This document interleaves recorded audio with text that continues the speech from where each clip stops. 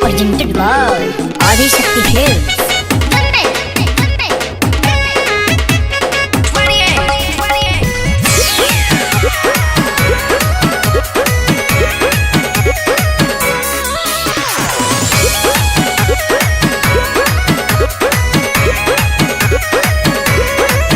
रउआ बाली बंगाल से ले आवे के बाद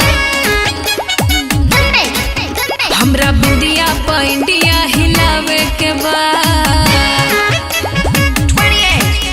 रउआ बाली बंगाल से ले आवे के बाद हमरा बुढ़िया इंडिया हिलावे के बाद रेट होके जवना के खूबे बढ़ चढ़ के हथवा के चूड़ी सैया चाही चंडीगढ़ के जदी लेके नहीं आई पता करब झगड़ा। हे धनी हो कि हम ले ले आइब राजस्थानी घाघरा हिलई हो पेन के दिलिया घरा सचो भैया ले आओ राजस्थानी घाघरा हिलई है भौजी दिलिया घरा। तू लोग तो छुपे रहलो।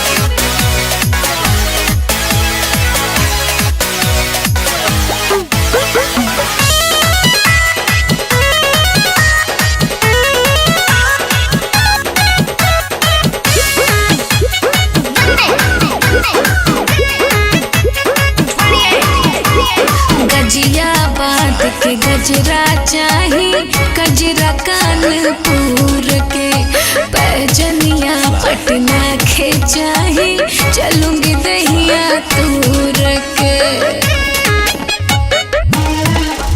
ओढ़नी उड़ीसा से आई ओढ़ी लगबू बेबी डॉल पूरा बॉडी गहना से ढक लिहा बन जाई महल। छपरा के छागल बड़ी बनिक लागल देखी के बाजार में भइल बनी पागल आज कहतानी रउआ से लगाई असरा। हे धनी हो का कि हम ले ले आइब राजस्थानी घाघरा हिलई हो पेन के दिलिया घरा कि भैया ले आओ राजस्थानी घाघरा हिलई है भौजी दिलिया घरा।